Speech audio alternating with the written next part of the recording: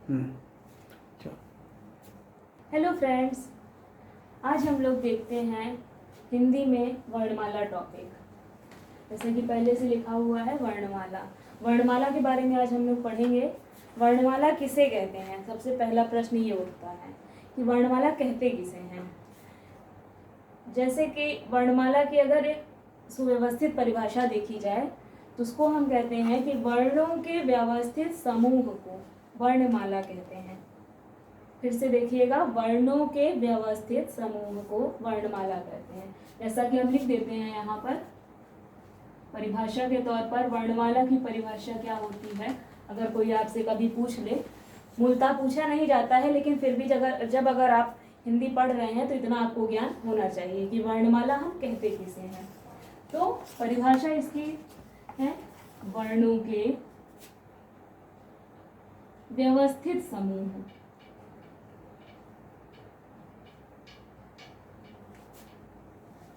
व्यवस्थित समूह को हम क्या कहते हैं? वर्णमाला कहते हैं।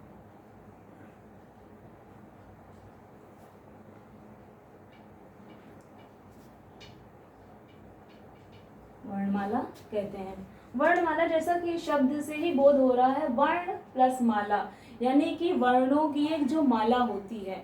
यानी कि वर्ण यानी अक्षर, छोटा बड़ा, छोटी बड़ी, ये पूरा छोटा आ से लेकर के ज्ञा तक ये देखेंगे कि आप एक सीरियल में होता है, एक क्रम में होता है, एक व्यवस्थित समूह में होता है।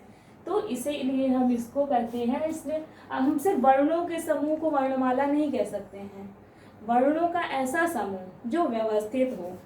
जैसा कि हम शुरू से ही पढ़ते आ रहे हैं कि छोटा आ के बाद बड़ा आता है, बड़ा आ के बाद छोटी ई आता है। तो ये एक निश्चित क्रम है, इसी क्रम में ये हमेशा से ही पढ़ा गया है और आगे भी पढ़ा जाता रहेगा। तो इसी व्यवस्थित क्रम को हम क्या कहते हैं?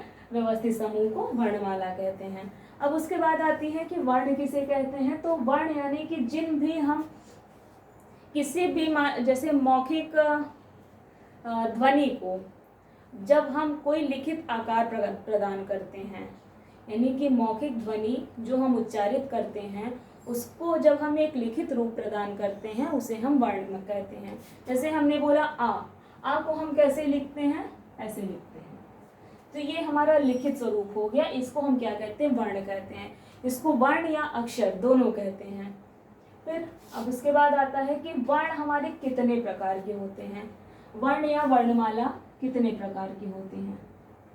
ठीक है, वर्ण के प्रकार ये हमारे मूलतः 2 प्रकार के होते हैं, जो कि आप सभी जानते होंगे। भी वर्ण हमारे कौन कौन से होते हैं? एक होता है स्वर और दूसरा होता है व्यंजन। सबसे पहली चीज हम स्वर के बारे में देखते हैं। वर्ण तो पता हो गया, वर्णमाला हो गई। स्वर, वर्ण के प्रकार हैं, 2 भेद होते हैं, स्वर और व्यंजन। स्वर किसे कहते हैं? अब स्वर वे ध्वनियां हैं जिनके उच्चारण में किसी भी प्रकार का अवरोध उत्पन्न नहीं होता है। कि जब हम किसी भी वर्ण को, किसी भी ध्वनि को, किसी भी अक्षर को जब हम बोलते हैं, अपने मुख से बोलते हैं, तो श्वास हमारी निर्बाध गति से यानी कि बिना अवरोध के बाहर आती है आवाज के साथ, उसे ही हम स्वर कहते हैं। स्वर को साधारण तौर पर देखा जाए कह सकते हैं कि वे ध्वनियाँ जो स्वतंत्र रूप से बोली जाती हैं, वे ध्वनियाँ जो स्वतंत्र रूप से बोली जाती हैं उसे हम स्वर कहते हैं। और वही व्यंजन की अगर हम बात करते हैं कि व्यंजन किसे कहते हैं, तो जो वर्ण, जो अक्षर स्वरों की सहायता के बिना ना बोले जा सकें, या तो हम क्या कह सकते हैं? वे अक्षर, वे ध्वनियाँ, वे वर्ण जो जिसके उच्चारण में हमें स्वरों की सहायता लेनी पड़े, यानी कि स्वर के बिना भी बोले ही नहीं जा सकते, स्वर के साथ ही बोले जा सकते हैं, ऐसे अक्षर, ऐसे वर्ण क्या कहलाते हैं? हमारे व्यंजन कहलाते हैं। अब इसके बाद बात आती है कि स्वर हमारे कितने प्रकार के होते हैं। स्वर और व्यंजन की बात होगी, उसके बाद हम स्वर के बारे में जानते हैं कि स्वर कितने प्रकार के होते हैं। स्वर मूलतः हिंदी में 2 प्रकार के होते हैं। पहला होता है हमारा मूल या ह्रस्व स्वर, मूल या ह्रस्व स्वर, और दूसरा क्या होता है? दीर्घ या संयुक्त स्वर। हिंदी में 2 होते हैं, लेकिन अगर हम इसकी बात करें संस्कृत में एक और स्वर होता है जिसको हम प्लुत स्वर के नाम से जानते हैं। प्लुत स्वर का मूलतः हिंदी में प्रयोग नहीं होता है कि प्लुत स्वर का प्रयोग मूलतः जैसे वेदों में संस्कृत के श्लोकों के उच्चारण में प्लुत स्वर का प्रयोग किया जाता है। तो पहले हम इसके बारे में जानते हैं प्लुत स्वर, बाद में उसके बारे में थोड़ा सा जान लेंगे। मूल स्वर क्या क्या होते हैं? मूल स्वर आपके होते हैं छोटा अ, ई, उ और री, ये हमारे होते हैं मूल स्वर। फिर उसके बाद आता है दीर्घ या संयुक्त स्वर। मूल स्वर मूल स्वर की अपेक्षा या ह्रस्व स्वर की अपेक्षा उस उच्चारण में दुगना समय लगने वाले स्वर को हम दीर्घ या संयुक्त स्वर कहते हैं। जैसे यहाँ बोले हम आ के बाद अगर हम बोलते हैं आ यानी कि बड़ा आ, तो इसके उच्चारण में हमें इसकी अपेक्षा दुगना समय लगता है, तो इसलिए इसको हम दीर्घ स्वर कहते हैं। अब ये आ और आ मिलकर के क्या बनता है हमारा? छोटा आ और छोटा आ ही मिलकर क्या बनता है?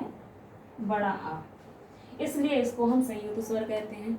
इस तरह से आपकी दोनों परिभाषाएं बिल्कुल स्पष्ट हो जाती हैं कि मिलने के योग से जब बनता है तो इसको हम संयुक्त स्वर कहते हैं। अगर उच्चारण की दृष्टि से देखते हैं तो इसके उच्चारण की अपेक्षा इसमें लगता है दुगना समय, इसके कारण इसे हम दीर्घ स्वर कहते हैं। अब दीर्घ स्वर आपके कौन कौन से होते हैं? बड़ा आ हो गया, बड़ी ई, बड़ा उ, ए, आई, ओ और औ। ये कितने हो गए? 1 2 3 4 5 6 7। तो दीर्घ स्वर आपके कितने होते हैं? 7 होते हैं। और मूल स्वर कितने होते हैं? 4 होते हैं।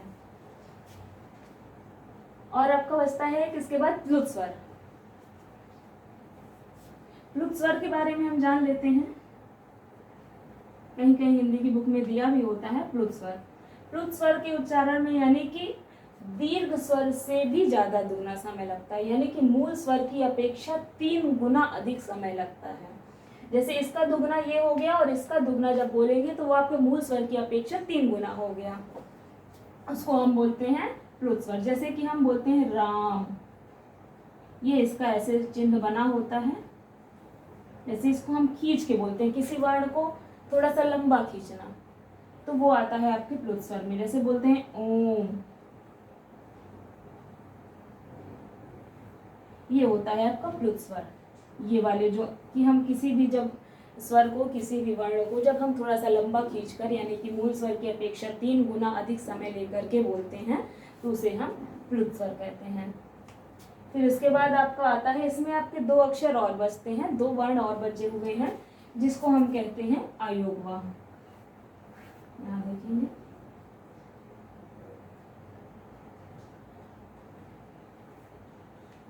अयोगवाह क्या होता है?